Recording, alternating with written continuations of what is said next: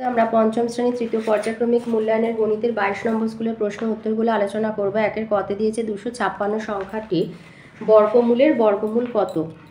তো 256 হচ্ছে 16 16 256 হয়, তাহলে 16, তাহলে আবার 16-র বর্গমূল করলে হবে 4 গুণ 4 মানে 4। খতে দিয়েছে শূন্যস্থান পূরণ 5 জন লোক একটি কাজ 5 দিনে করলে একজন লোক সময় নেবে 5 গুণ 5 সমান 25 দিন। লোক কমে গেলে দিন বেড়ে যায়। গ শূন্যস্থান পূরণ বর্গক্ষেত্রের বর্গমূল একটি বাহুর দৈর্ঘ্য।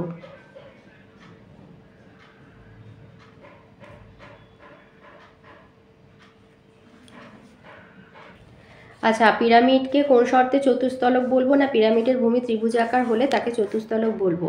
আয়তঘনের পাশাপাশি দুটি তল কত ডিগ্রি কোণ করে নত থাকে? 90 ডিগ্রি।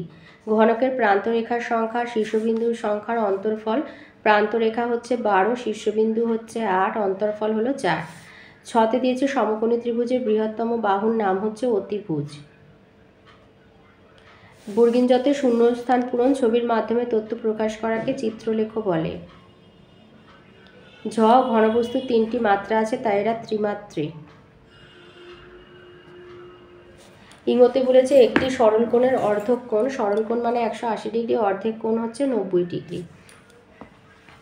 তুই এর পথে একটা যোগ করতে বলেছে।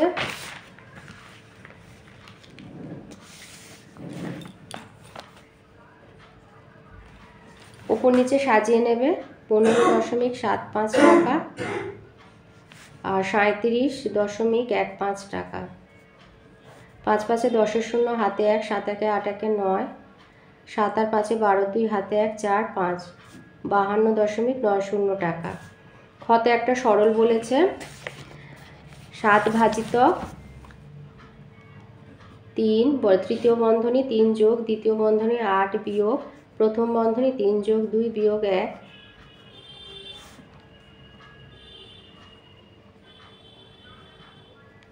এবার যোগের কাজটা আগে করবে।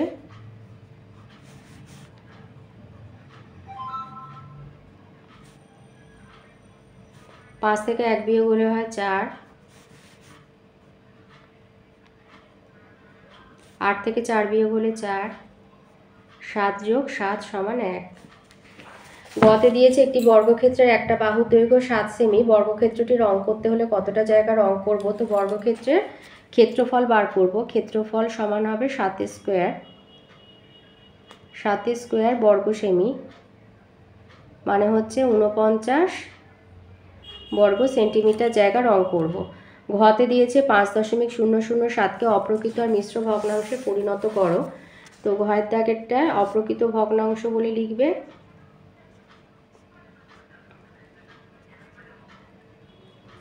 5007 আর 1 দশমিকটাকে 1 ধরে 3টে শূন্য, আর মিশ্র ভগ্নাংশ করবে 5 পূর্ণ 7-এর 1000। উঙ্গত দিয়েছে 0.007 আর 0.27-এর মধ্যে কোনটা বড় কোনটা ছোট। তাহলে 0.007 মানে হচ্ছে 7-এর 1000, 0.027 মানে 27-এর 1000।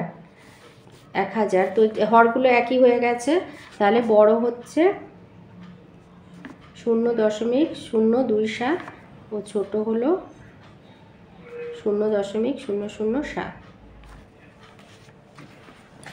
চতে দিয়েছে 449.46কে স্থানীয় মানে বিস্তার করে কথায় লেখো। স্থানীয় মানে বিস্তার করলে হবে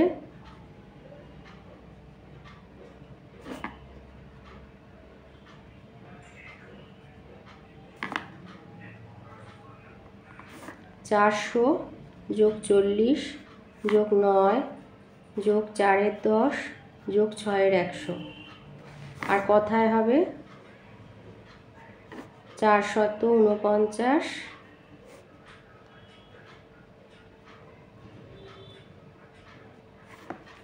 4.6%।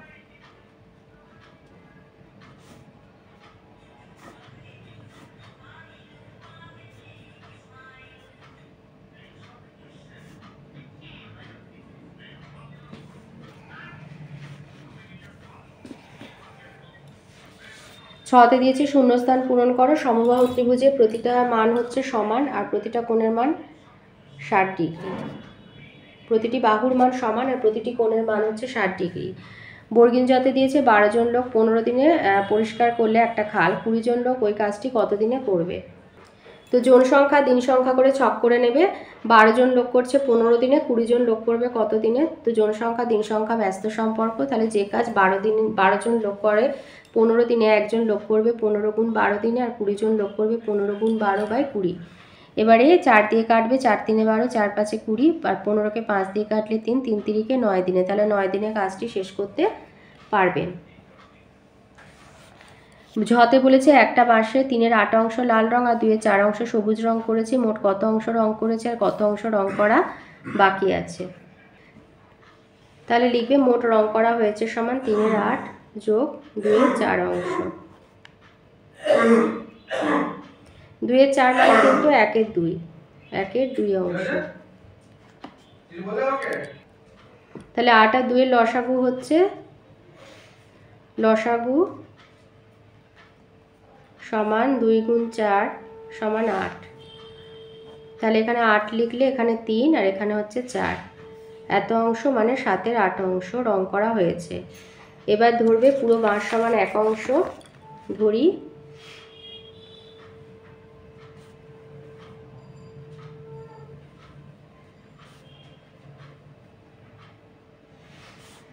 অতএব রং করা বাকি আছে সমান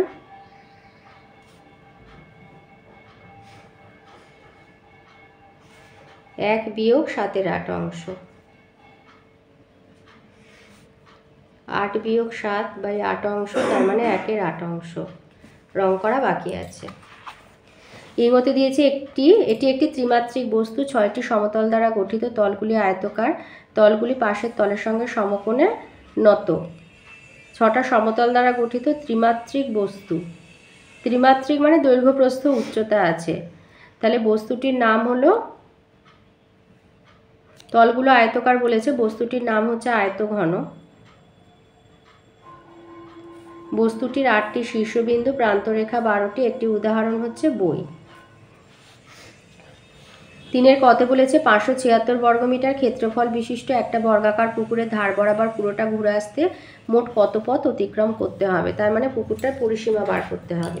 তাহলে পরিসীমা বার করতে গেলে আমাকে আগে বাহুর দৈর্ঘ্য বার করতে হবে। তাহলে পুকুরের ক্ষেত্রফল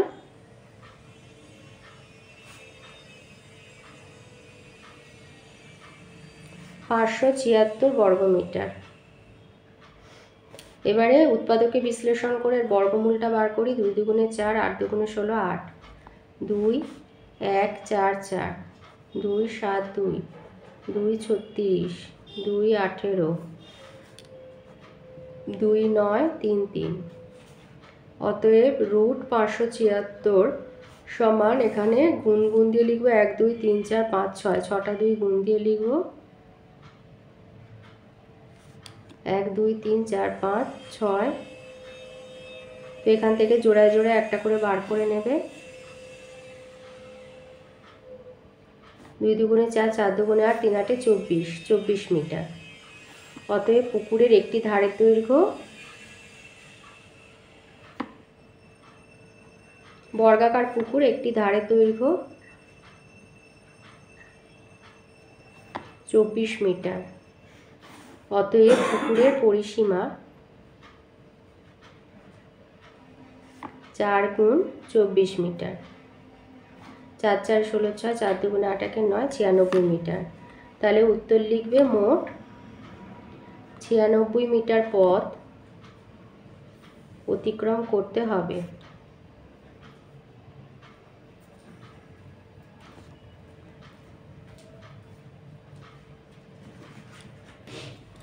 খয়দাকে বলেছে একটি ত্রাণ শিবিরে 1200 জন লোকের 15 দিনের খাদ্য মজুদ আছে। 6 দিন পর শিবিরে আরও 600 জন লোক এলে ওই খাদ্যে আর কতদিন চলবে। তো জন সংখ্যা দিন সংখ্যা করে ছক করে নেবে।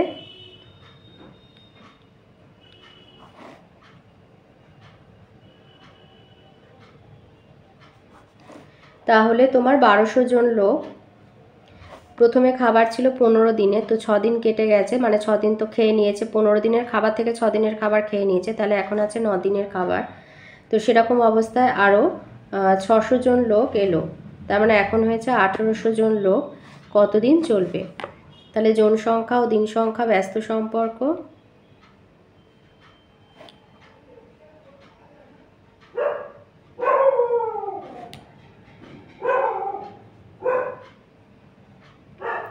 অতএব লিখবে যে খাবারে 1200 জন লোকের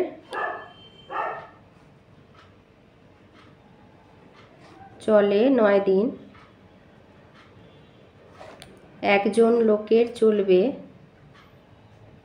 9 গুণ 1200 দিন, আর 1800 জন লোকের চলবে 9 গুণ 1200 বাই 1800। এই শূন্য দুটো কেটে দিলাম, তাহলে 9 গুণ 12 18, 9 আর 18 কেটে 2, 2 আর 12 কেটে 6 সমান 6 দিন। তাহলে উত্তর 6 দিন চলবে।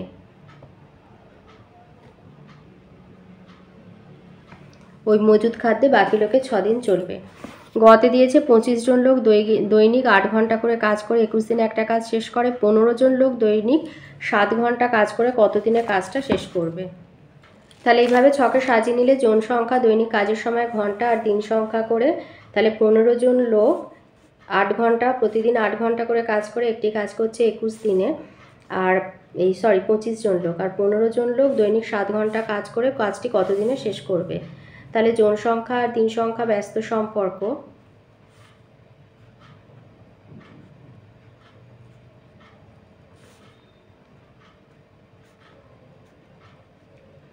আর দৈনিক কাজের সময় আর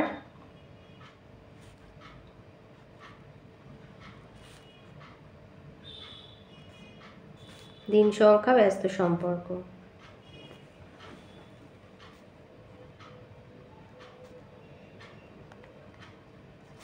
তাহলে 25 জন লোক দৈনিক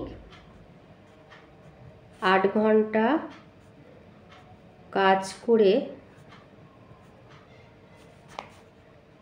একটি কাজ শেষ করে 21 দিনে। তাহলে একজন লোক দৈনিক 8 ঘন্টা কাজ করে কাজটি শেষ করবে, বেশি দিন লাগবে 21 গুণ 25 দিনে। আবার একজন লোক দৈনিক 8 ঘন্টা করে কাজ করে কাজটা যদি এতদিনে শেষ করে, সেখানে আরও যদি কাজের সময় দৈনিক কাজের সময় কমিয়ে দেয়, তাহলে আরও বেশি দিন লাগবে 21 গুণ 25 গুণ 8 দিনে। আবার একজন লোক প্রতিদিন 1 ঘন্টা করে কাজ করে কাজটি এতদিনে শেষ করছিল, সেখানে যদি 15 জন লোক চলে আসে, তাহলে দৈনিক 1 ঘন্টা কাজ করলে আবার দিন সংখ্যা কমে যাবে, মানে একটু তাড়াতাড়ি কাজটা শেষ হবে, তাই 15টা নিচে চলে আসবে। আবার 15 জন লোক যদি দৈনিক 1 ঘন্টা কাজের জায়গায় সময়টা বাড়িয়ে 7 ঘন্টা করে দেয়, তাহলে আরও তাড়াতাড়ি কাজটা শেষ হয়ে যাবে, তাই জন্য 25 গুণ 8 15 গুণ 7। এবার এটা এখানে একটু লিখে নেবে আরেকবার, 21 গুণ 25 গুণ 8 15 গুণ 7। তাহলে 7 3 21 আর 3 এটা 15 কাটলে 5, 5 আর 25 কাটলে 5, তার মানে 40 দিনে কাজটা শেষ করবে। তাহলে উত্তর লিখবে যে 15 জন লোক দৈনিক 7 ঘন্টা কাজ করে 40 দিনে কাজটি শেষ করবেন। ঘতে দিয়েছে মোট রাস্তা হচ্ছে 10 কিলোমিটার, প্রথম দিনে এতটা, দ্বিতীয় দিনে এতটা, তৃতীয় দিনে এতটা তৈরি হয়েছে, কতটা তৈরি করতে বাকি আছে? তো ঘতে লিখবে মোট রাস্তা 10 কিলোমিটার, অতএব 3 দিনে মোট রাস্তা তৈরি হয়েছে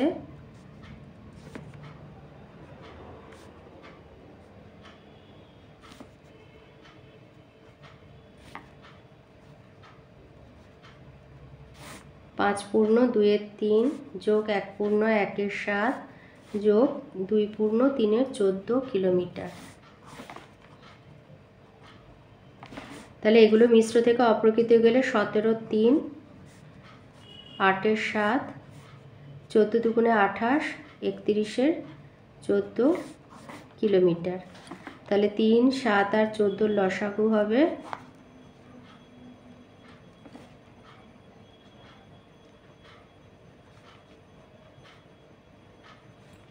42। এর হর যেহেতু 3, 7 দুগুণে 14, তাই হবে 17 গুণ 14। এর হর যেহেতু 7, 3 দুগুণে 6, 8 গুণ 6। এর হর যেহেতু 14, 7 আর 2 বাদ দিলে 3, 31 গুণ 3, এত কিলোমিটার। এবার গুণ করি, তাহলে 17 আর 14 গুণ করলে হবে 4 7 28, 7 2, 4 1 4, 5 6, 17 4 68, 7 1 8, 13 3 হাতে 1, 238, 6 48 আর 3 1 3, 3 3 9, 93। তাহলে 48 93 যোগ করে দেবো। 16 3 19 9 হাতে 1, 3 1 4 8, 9 17 7 হাতে 1 3, এত কিলোমিটার। তাহলে 3 দিনে এত কিলোমিটার রাস্তা তৈরি হয়েছে। অতএব বাকি রাস্তা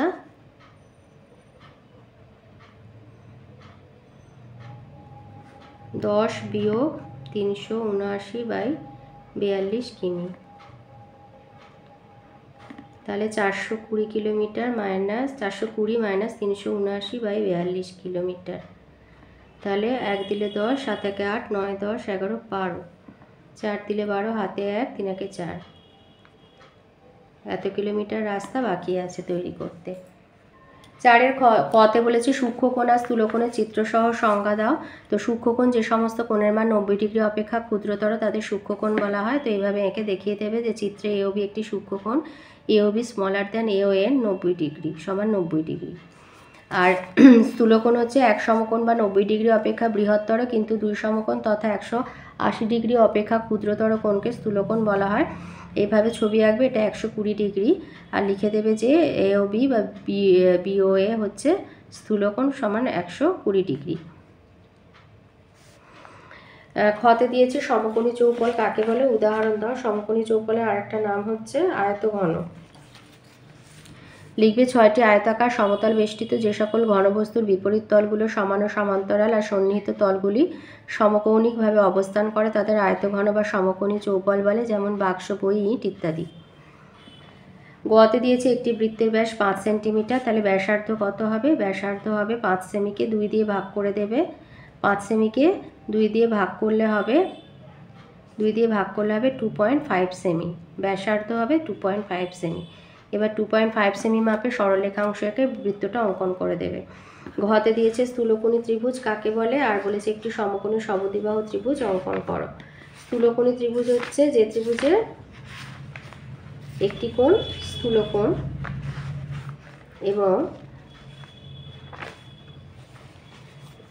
অপর কোণগুলি সূক্ষ্মকোণ, তাকে স্থূলকোণী ত্রিভুজ বলা হয়। আর সমকোণী সমদ্বিবাহু ত্রিভুজ অঙ্কন করবে, একটা সমকোণ আঁকবে, তার সমকোণ সংলগ্ন মানে যে বাহুগুলো সে দুটো সমান মাপের করে দেবে। এইভাবে 90 ডিগ্রি করবে, একটা কোণ আঁকবে আর এই দুটো বাহুকে সমান রাখবে, তাহলে সমকোণী সমদ্বিবাহু ত্রিভুজ হয়ে যাবে।